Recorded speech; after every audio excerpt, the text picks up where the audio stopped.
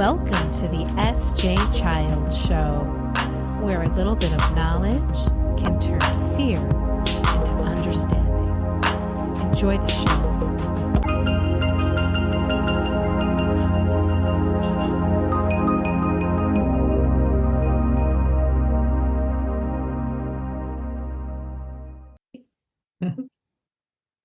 Hi, thanks for joining the SJ Child Show today. I have already been having an amazing discussion with Miss Kathy Bowers, and she's joining us today from England. It's so great to meet you. I'm honored to have you here and to be able to reach out across the world and have these conversations is just incredible.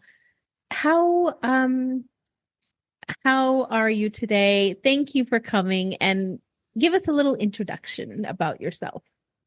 Well, Sarah, thank you for inviting me. It's a real honor to be on your podcast, and hello to your listeners. I'm from the UK, as you can hear by my accent.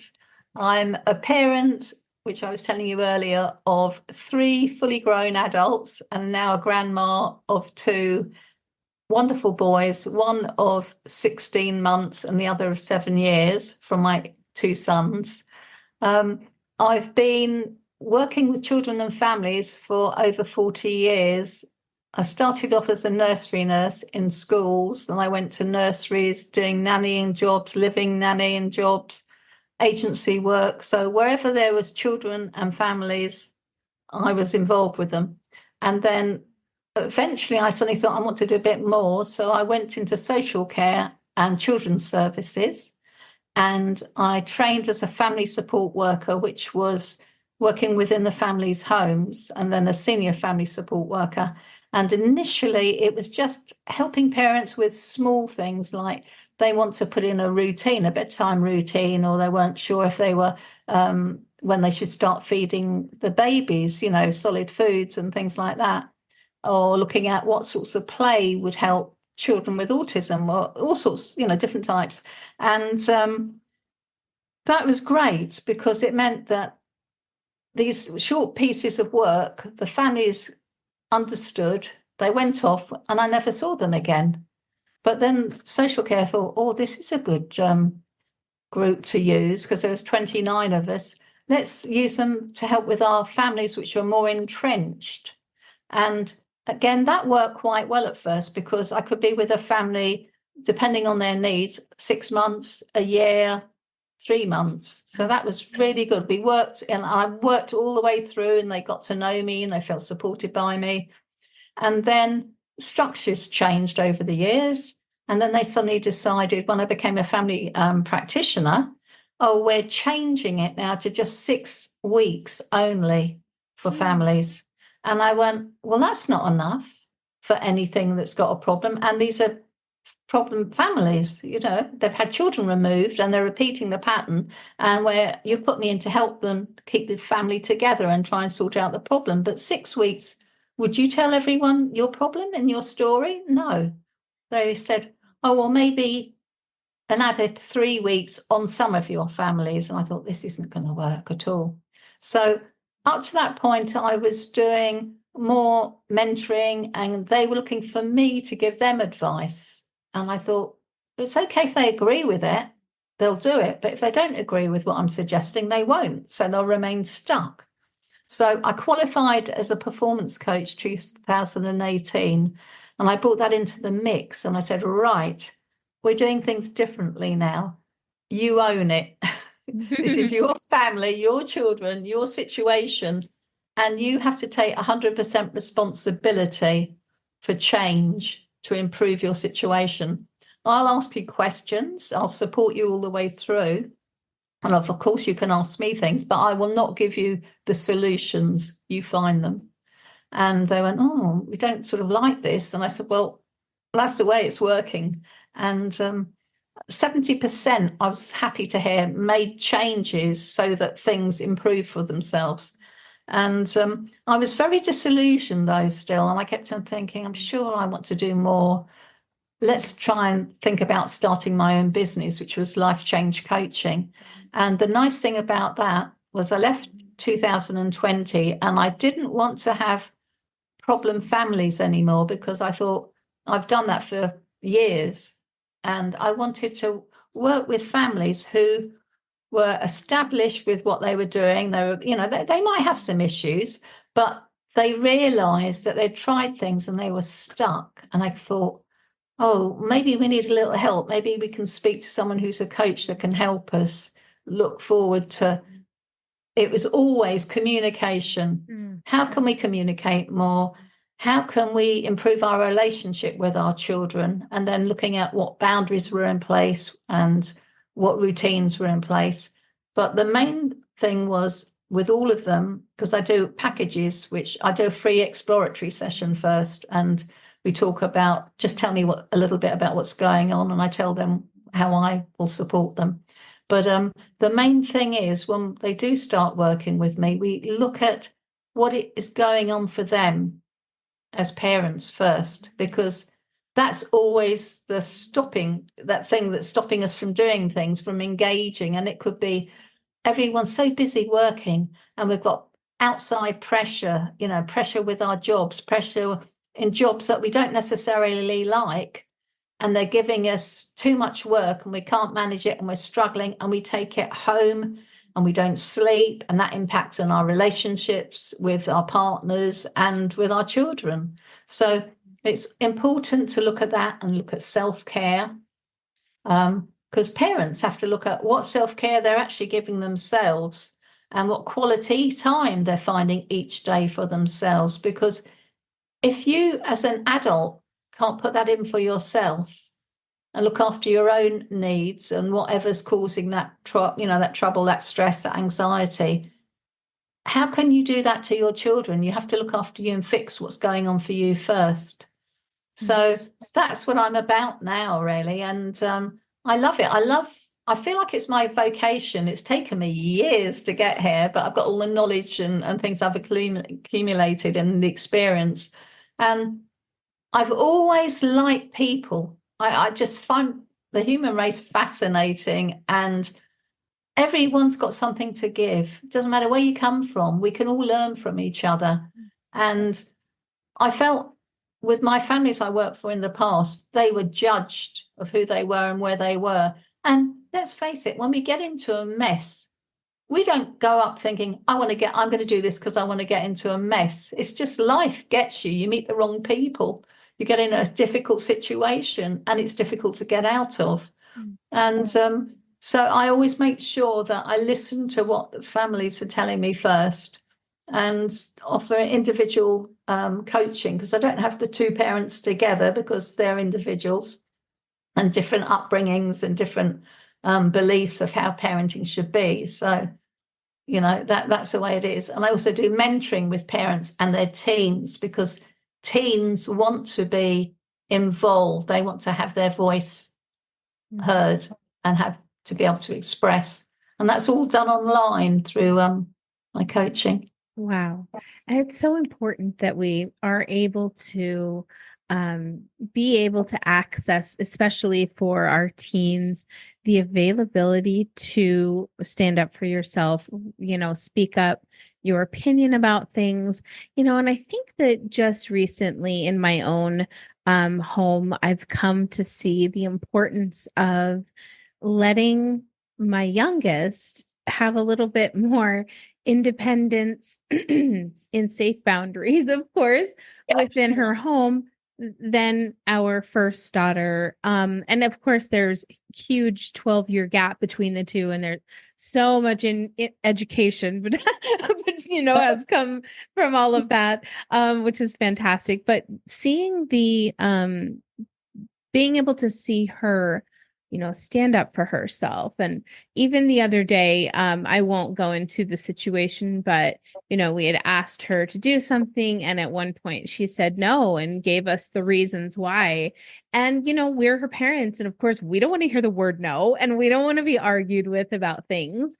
But it was also in that moment that I was like, dang girl, I am so proud of you. Yes, stick up for yourself. And it was simple enough. And the next day I said, I know that conversation yesterday was awkward and we all had to be there for it, but the way you stood up for yourself, I was so proud to see you do that. And she was really proud of herself when I said that. And you could just see her light up and think, Self-esteem. wow. Yeah. And it's always been important to me that she had self-worth, self-esteem, self-value. And I know I've said this on so many episodes, but when she was little, just like you had said earlier, like you don't have to give grandma kisses. You don't have to. What I would tell her is you love yourself first. You come first. You don't love grandma more. You don't love dad more. Like you love you. Like you're number one all the time. Then you can love everybody else after that. It's okay. Other people might not agree. That's not the way they see it, but it's really what's needed for a person to have that value for themselves and that identity. So I see the power that it's had for her, and I'm so proud of her for that. And yeah, she's going to have to learn and make mistakes. And sometimes that can be self, you get on yourself and you feel bad for the mistakes and you feel like you've let people down and disappointed them. So I often am, there also to tell her, like, you are allowed to make mistakes. We appreciate that you're like learning things. We want to see you make the changes from the mistakes you're making. So, let's talk about it. What are some things that might help you? What are some things you don't want to do again? When you verbalize them, sometimes with them, it's easier for them to see that connection. And I love that you have this parenting and you do it with the whole family, but also individualize it, because every parent or every individual of the family has kind of a different role that they need to be playing. And oftentimes we can, Yeah, you shut the other one down. If you've got one Yeah, that's more dominant, you just think, I'm not going to say anything. And you might be thinking, actually, I don't agree with what you're saying. So, exactly. no. Yeah. But it's true with parents, because obviously we love and care about our children. We protect them, but we can be overprotective, and this is where it's not healthy, because children need to know you trust them and you have their back, and you're going to step in if something is really going to be a danger to them, obviously. But you need to let them explore, to go out and test that water and to try things differently. I mean, what I've noticed over the years in schools in Britain is they've stopped doing things like competitive sports. And I say, why? Why can't we compete again? Oh, no, because they might get upset if someone wins a race and this other child doesn't do very well. And I said, but that's life. Everything is competitive in life, and you just learn that you might not be good at this, but you'll learn to be good at something else. Or if it goes wrong and it flops, it doesn't work, that's fine. Learn from it. Pick yourself up and do it. You might be doing some homework and you hand it in, you get a very low mark and it's all red, marked red, and you think, oh, and the teacher say, well, do this again, and they should explain why you need to do it again, and that's it. So as long as you explain and you're there to support, you get the children to accept. You don't always get it right first time, but that doesn't matter, or it doesn't work out first time. So what's another way I can approach this? What's another way of thinking? I'll go from underneath rather than round, or from a top. And you learn and you use your imagination and your experiences. And adults also need to be like that, because some adults grow up from children into fear of doing or trying anything, because they felt, well, I've been told I'm no good at this when I was little. So they take this baggage on, this disbelief that they feel, I can't manage anything, limited beliefs. And I used to talk to parents and I say, okay, you've been telling me you're not good at this and you're not good at that. Who's told you that? Why have you learnt that? And they said, oh, aunts or my parents. And And I said, right, but you're now adult. So now you tell me, stop there. Now tell me what you're doing with your life now. And do you think you've achieved anything? And they would say all sorts of stuff that they've achieved. And I went, well, have you heard what you've told me? Yes. So do you believe and can you see how you've done these marvelous things? Yeah. So when you think of that and you believe, listen to this belief, this old belief, do you really believe that exists anymore? And they said, no. So I said, well, why are you carrying it around with you? Are you seeing these people anymore? Most of the time they say, no, I haven't seen that person for years, or they're dead, or, they're some old relation I see maybe once every 2 or 3 years. So I said, so now what are you going to do? What are you going to do with this negative belief that's been on your back all the time, giving you that worry and anxiety? And they say, I'm just going to throw it away, kick it like a ball as far as I can. You know? Yeah, that's for sure, huh? Mm. But we all get it. We all take on other people's things of how they see us. I mean, I used to say at school when I didn't go to a particularly good school, and they used to be saying things like, oh, you'll not do this, you'll not do that. And I used to think, for you to tell me I can't do something, that gives me the thing to say, I'll prove you wrong. Because I know me. And yeah, how can you tell me? You think you know me? You're not me.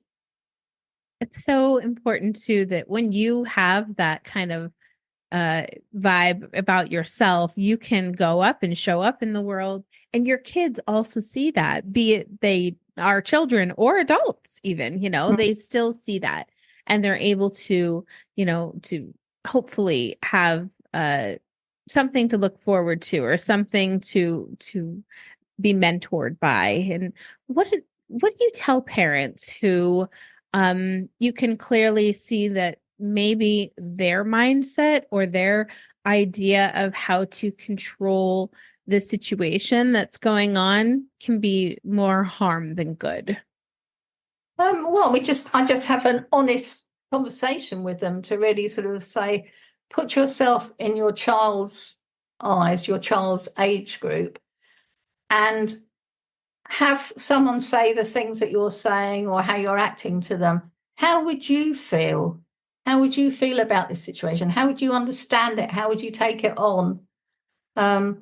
Because it's, and you can do the statistics as well. There's proof that, for example, this helicopter parenting. I mean, I never used to use this word, but it seems to be the big word now, helicopter parenting, and it's just parents that want to protect, but they're overprotective to the children. And therefore they're guiding the children so much, and they're doing things rather than allowing their children to try and do them. So it goes on like this, and their children, they give up. They lack self-confidence, they low self-esteem, and it goes back. And then all of a sudden, it's been going on, all of a sudden the parents will say, go on then, get on with it now. And the children will go, I don't know where to start, because you have been doing this all the time for me. And they haven't learned to try something, to get it wrong, and that's okay. Let's try it again. And it's really difficult. It's like lots of families who have got businesses and they think, oh, sooner or later, I'm going to retire and I've built this business up and I want my children, or one of my children, to take over and run it. That's all very well if that particular child is interested in what you're doing, it's your same sort of mindset and wants to do it. But then you might have a child who is artistic, who doesn't want to do anything like this. And it's so wrong, because what you're really doing is forcing that child to continue on something that you've built. Yeah. And you're not saying, I see you as an individual. I see your beauty. I see your gifts. I see your strengths. I see your sensitivity. And I, as a parent, are there to support you, not the other way around. You haven't had children to pay back and look after you and do all these things for you. That's not it. You've had children because you wanted to have children, but then that means you have to support them 100%. and you have to nurture them like a baby bird. So they get their little wings and they start flapping away. And when they're ready, they fly, they soar. Yeah, absolutely.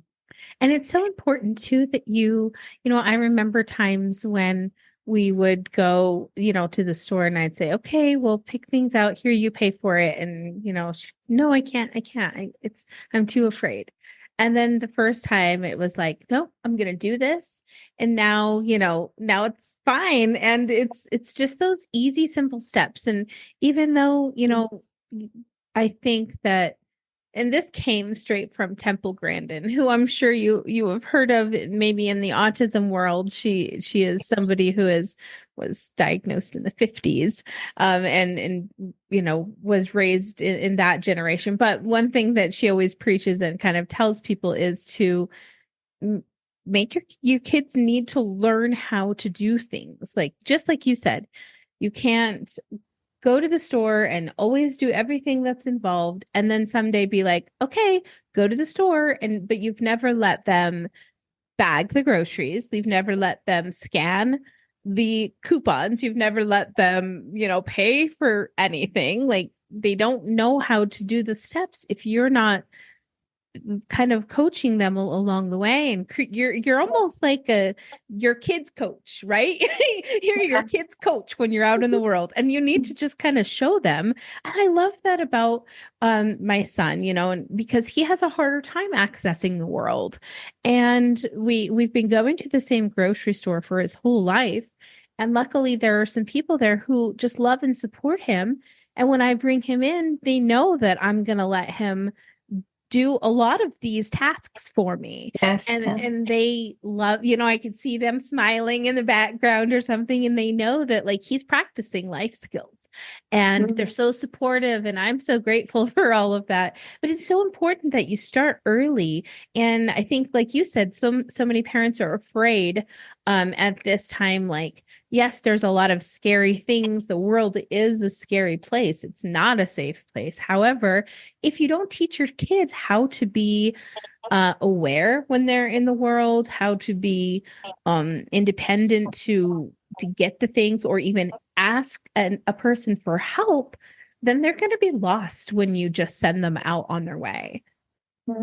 I think my children, it was quite interesting. I just used to go to London a lot on the tubes and also on holiday in the airports. And I used to say, right, I remember this when my daughter said, we're going to go on the journey and this is where we need to go and this is a map.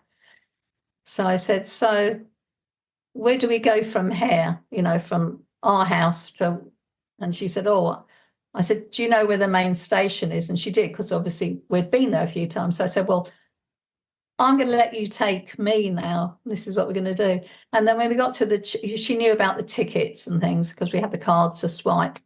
So I said, right, so this is where we need to get. So you can see the maps there. So we go and have a look. Okay. So I said, now you're going to take me. So she goes, but what if I get on the wrong train? I go, well, if we get on the wrong train, we get off and then we get back. So Yeah. it was all we did this, and we did it about, I think it was about 6 or 7 times before she got the confidence. And then she was 15, so then she decided she knew she could say to her friends they wanted to get to London. Oh, well, I know I can do it. So they went off. So then I used to go on holiday with her. When I came with one parent family, so I used to go with the boys and things. So I used to say to them, right, we're at the airport now, so before we leave, what do we need to take to the airport? Passport. Okay. What are we getting on? Oh, plane. Yeah, we need tickets. So I said, well, okay, so just make sure they're all there. And they put them all on the table. Have we got everything we needed? You've got your suitcase and you packed it, everything. So money if you need it, travel money and things. So we packed that all up. And then we went to the airport. I said, right, arrivals and departures. What do you think we need? And they were saying, oh, we need to arrive. I said, well, we're actually here at the moment. We need to get somewhere first. I went, and they explained it so they understood.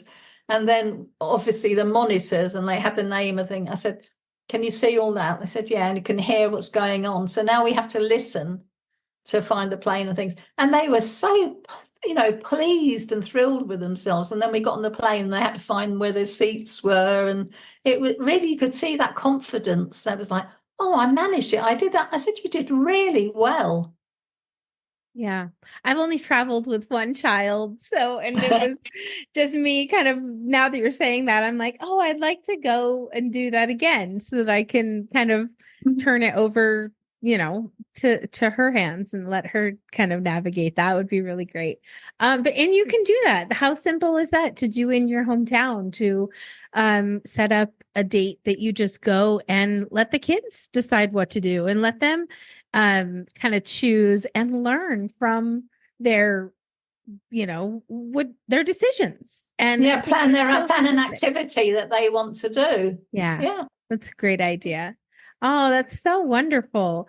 Yeah. When you have, say you have a family that needs to help implement social media uh rules for their teen or something, Yes. what kind of advice do you give parents for that age and things like that? What do you think about that? Well, first of all, all the family have to get together to talk about it, because let's face it, the parents are on their phones probably just as much as their children. But they have to decide, for example, how the children, how long should they be on their social media phones? Because there's been so much now that it impacts on their concentration, their social skills. If you're on there all the time, you're not learning to vocalize and look around, socialize. I mean, the number of children I've seen, not when they're crossing the road, they don't look.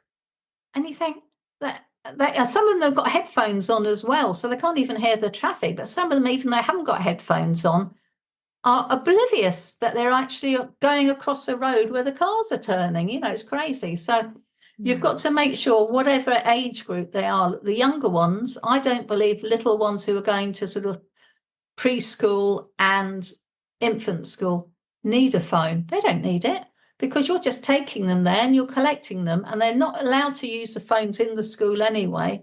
And their vocabulary, well, who will they be texting? What will they be doing? Sort of things like that. But saying that, lots of parents give little children their phone in front so they could listen to a children's program, or a TV thing or a game, or whatever, and they have the television on. They have that on all the time, so it's like a babysitter, and that doesn't work, because you'll know it's not working, because the children aren't paying attention. They're flitting, they're distraction, they're all over the place. So if you're going to do things like that, have a specific time in the day when you sit with your child and they watch a particular program on television, kiddies programs suitable for their age, and then you turn it off, so they know certain times are for play, certain times are for going out, having breakfast, and then watching this enjoyable thing. And if they're not listening or interested, then switch it off and do something else with them. And when you have the little ones, you have to then say, okay, how much time will you give them for this? And as they get older, limited time. And same with teenagers, they shouldn't be more than 2 hours on thing. They need their brain to be free from that. They certainly don't. I'm a great believer in, don't have televisions in the bedroom or computers or laptops. Take the phones away at night. Don't have them under your pillow. Because first of all, it's security. You don't know what your children are getting up online if you can't see who they're talking to. So you're keeping them safe. And let's face it, you get so many perversions coming on, pretending to be a young child, and they're a male in their late 40s, 50s, grooming. So you have to have it so you can check on what they're doing. And you explain all this to your children, and you explain the reasons why you need to. And if you're out, if you're open with what you're doing, they won't mind you having a look at their phone and scrolling, because they've got nothing to hide or looking on their thing. It's when they don't want you to see, that's when you should really think, whoa, what's going on here? It's not good. As again with sitting around a table to have a lovely meal, all your meals round a table, whether it's breakfast, lunch, or whatever. Even if the mum says, oh, I don't eat breakfast, that's fine. Sit with your children still, have your cup of coffee or tea, maybe a piece of toast, but talk to them, encourage them to eat and find out what's going on. But don't have your phones next to you on. Put them away, put them on silent so that you have quality time, because otherwise you're going to miss signals. You're going to miss learning about one another. You're going to miss the social skills of eye contact. If you're going like this and it's so common when I've seen with my families, a little baby has been playing on the floor and the mum's sitting there. She'd been talking to me, but I said, okay, now you need to give some attention to your child. And she got on the phone and the little child comes up and puts a toy in the lap, and the mum goes, fine, but doesn't do anything. And then the child will eventually come back again and whack the mum with the toy to get attention. Then the mother responds, why have you done that? It's really naughty, not realizing this child's been trying to get your attention for her to play, for you to play with them. And so what happens then is they either don't bother coming to you and they learn to play on their own and they self-soothe and self-regulate and withdraw. And you might think to yourself, oh, my child's been really good. No, the child's learned that you don't want anything to do with them, so they're not coming, so that you're doing a lot of damage by not getting involved with your child. Or you get the other ones who've learned the only time they get your attention is if they make a noise, if they hit their sibling, or if they whack you. So you're creating bad behavior for something that isn't what you should be doing. So, having all this idea of when you should use those phones, the electronic devices, and you have that space and that time when you don't use them, it really is a good routine to have, and have boundaries. Put those boundaries in. If you're not doing something, if you're not listening to me and you'll sneak that phone into your bedroom, well, I'm sorry, I'm taking that phone away for half a day. Yeah, absolutely. Yeah, the boundaries have to be put into place. And I love that, like, some people have suggested with the older kids contracts that, then they're holding themselves to their side of the bargain and you can hold them to their word that way as well. But I love what you also said about really recognizing, and I was even thinking this morning, how do I say this? Hearing with your eyes or seeing with your ears, right? And really seeing or hearing when a child is trying to make a connection with you rather than trying to get attention. Because for the most part, they're not really trying to get attention unless they've missed that point of connection. Then they're trying to get that attention. And I love that you said that. And that's a great reminder for people to take that opportunity to connect with and that. It's also, it's also how we listen, because that's one of the things I learned with coaching, active listening. And I thought, well, what's the difference? And the coach said to me, you're not listening, Kathy. He said, I've said something to you and I can see from your eyes that you're trying to form a question after what I've said, or you're trying to find a solution, or you might have been thinking about what you're going to do when this interview finishes, so you're not actually listening. And I said, oh, okay. So he said, so now you've got to be attentive. And the only way you can see what's being said, both vocally and also through body language, which is just important. They might not be telling you, actually, they might be saying one thing, but their body is saying something totally different. So you have to really listen and look and observe. But that means in your head, it's clear. So all you're hearing is what they're actually saying and you're taking in. And then after they've stopped talking, you then check with them. You say, am I right in thinking this is what you mean by what you've just told me? And they might say, no, you've got it completely wrong. Or, yeah, you've got the gist of it. But only then can you really have that two-way conversation that's worth anything. No, I love that you said that. I completely agree with you. I think that, being a parent of a nonverbal child definitely gave me I had to do that. I had to watch for the communication to be there to be Yeah. able to communicate. And he is verbal, semi-verbal now. So it's wonderful. But I also, yeah, there's a lot that you learn in that space and time, and then you can take it and foster it in other relationships, well as, being able to do that. But I think that podcasting for me, I've realized that, some people will say, oh, well, I, need questions or whatever. And I feel so bad sometimes because I could not read off of a piece of paper and give you question. I would just sound robotic, but it's that active listening that I'm able to do in our conversation that then the rest of it just flows, and I know what is going to come. It just comes, right? It just comes out next, and that's the beauty of active listening, I believe. And I think that the more we practice it, the easier it is to do just flawlessly and without having to think about, or, so practice, practice, practice. And these things take time. Don't think you're going to get it in a moment. It's like driving a car, isn't it? Yeah. You don't get in a car and think, oh, yeah, well, you might think. You might think you could drive it, and you take it in and you mess it up, especially if you've got one with gears. Yeah. I mean, when I was learning the gears, and I could do the steering, but then if I had to do the gears, the steering went off. So I'm like, oh, will I get this, the coordination, or I put my foot on the gas rather than the brake, and I thought, and then the gears would be. That was tricky. No, kids are kind of lucky these days. They don't have that, aren't they? Yeah. And I thought, I'm never going to get this right. But then you do, and then you get your instructor saying, right, look, could you look at the road though? Could you look ahead and keep out the middle of the road, or get on your side of the road? Oh, okay. That's funny.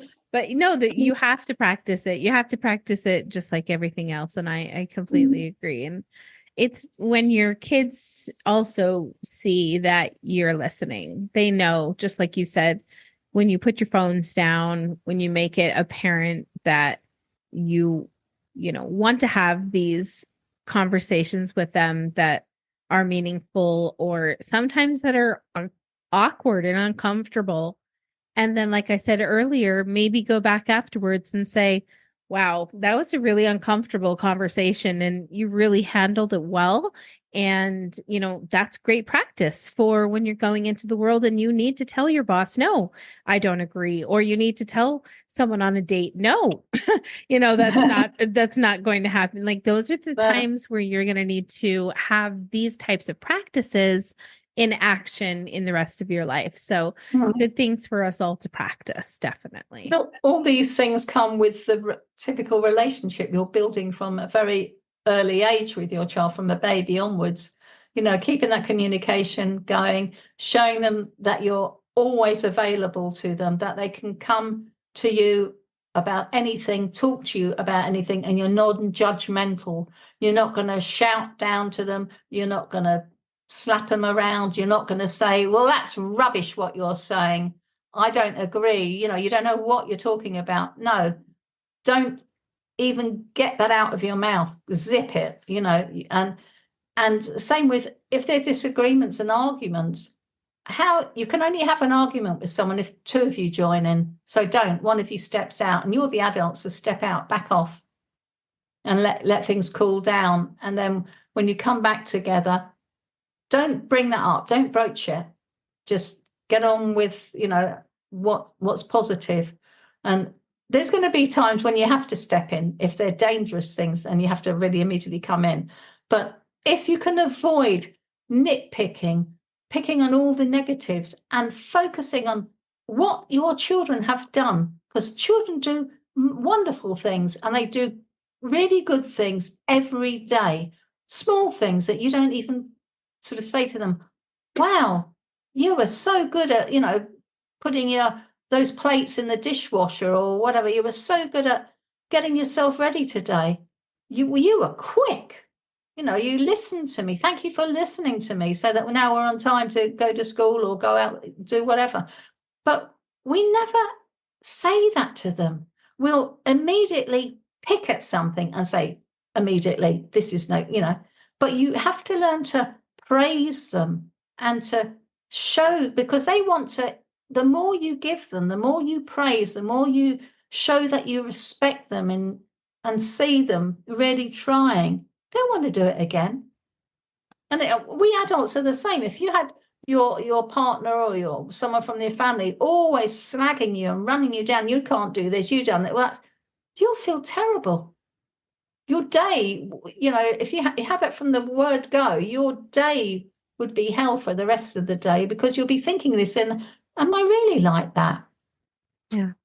I think that's a really lovely lesson to learn. And you can really see the difference in a person's day-to-day encounters and things when you're able to give them that praise and not focus on all of the things that are unimportant.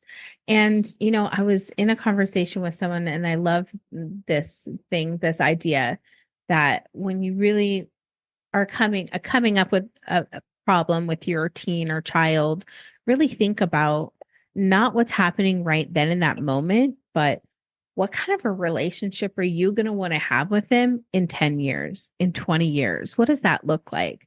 Are you going to damage the chance of that into that relationship then for something ridiculous now? And that's really great perspective to step back and look that far and think, wow, well, in 20 years, I just want to be like in their lives. I want to talk to them every day. And, well, that's not going to happen if you are, yelling at them to get up out of bed every day. If you are yelling at them in really any bad kind of communication, that's not, conducive to that. But yeah, you really have to set your own intentions of what you want the relationship to look like. And I think that is a wise idea, to look 10 to 20 years out, to kind of give yourself that kick in the butt to say, okay, this isn't important right now, but what is that I remain like supportive and loving to them. And lots of my families I've worked with, the reason they weren't disciplining their children, they said, I don't want my child not to like me, not to love me. So, or I want to be their friend, or I see them as a mini adult. No, they're children and you are the adult teaching them. But also, children have been so damaged, especially if there's relationship breakup going on, or lots of problems in that relationship, and the children are privy to adult conversations. They hear it face to face with your couple, or they hear it someone's discussed on the phone, and they watch, they learn, they're sponges. They're just, and it causes so much anxiety and worry, because they hear stuff, they don't understand it, they can't necessarily vocalize what they've heard. And the same with the arguments. Parents have always said, they're fine. Oh, yeah, we had a row, but they were in bed asleep. Sorry, walls are very thin. And if you're shouting and screaming and banging and whatever's going on, your children hear that. And in some ways, if they can't see what's going on, it's even more frightening, because their imagination's working overtime and they don't sleep. And then when they come downstairs and they see the two of you like nothing's happened, all hunky-dory, talking to each other, laughing, again, that's a concern, because they don't understand. I've heard all this the night before. Now they're all smiling and kissing and things. And I've worked a lot with women who have been in domestic abusive relationships. And the first thing I want to say is, it's not your fault that you're there. It's not your fault that you feel you've let your child down. You, at that particular time when you're going through this, you're doing all you're capable of doing, all you are capable of safety and managing your children. It's only when you can get out of that relationship then you can start to build and nurture yourself and your children as well. And then you can move on and no longer be the victim. But it's vital to, if you can, to talk to someone that you trust. Don't keep it in, because I was a victim of abuse. And luckily for me, I didn't think I was the only one going through it, but lots of my ladies I work with thought they were the only ones going through this horrible relationship and being abused, or they felt ashamed, so they didn't seek out help. And when I was living abroad, I was living in Ireland when I had it for 5 years. And then in the end, I was no longer afraid. I mean, he was 6'4", his feet were size 14, and his hands were massive, Goodness. and he'd learnt to slap me with an open hand so it didn't make any marks and things like that. And the only thing he hadn't done was kill me, done everything else to me. And I thought to myself, I'm no longer afraid of you because I know what I've been treated like, but I don't want to die. And there was a little bit there in me, a flame, thinking, no, you've got to get out of this. So I did. And I remember I was doing a nannying job, and there was a cleaner who was in her late 60s. And I was telling the lady I wouldn't be coming back because I'm leaving tomorrow. I'm going to jump on a plane and go off back to England. And this lady, she said, you have really lifted my heart. And I said, why? She said, I have been in an abusive relationship all my life with my husband from when I was 14 to my age now. The only difference now is I can move quicker than him now. So he can't hit me with his stick and things. But she said, to realize that you have made that decision to get out as a young girl, because I was only 21, 22 when it started. So you've made that decision to get out and you're actually doing it. It just really lifted me. She said, none of my children even know how my relationship with their dad is like because he kept it all under wraps. And I said, even to this day. Incredible. Well, and we have to really support each other, whether you're a dad supporting dads, mom supporting moms, single moms supporting single moms, whatever. Mm-hmm. Find that sense of community, that group. You started your support group that we were talking about earlier. All of these types of things. I have a few groups on Facebook that are fantastic and have such community within them.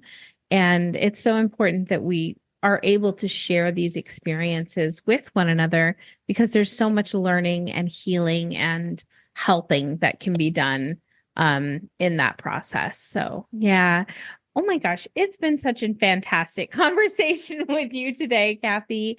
Thank Where you. can people go to find out more about your parenting coaching and connect with you? My website is probably the better one. It's life-change-coaching.co.uk. And on there, if you scroll down, you can click and get a free 30-minute Zoom exploratory session with me where you can just tell me what's going on for you. And I'll tell you a little about what I do, my coaching, and if coaching's right. I mean, sometimes it's not, but most of the time it is. And it's just a nice way for us to get to know each other a little bit better. And I'm very approachable.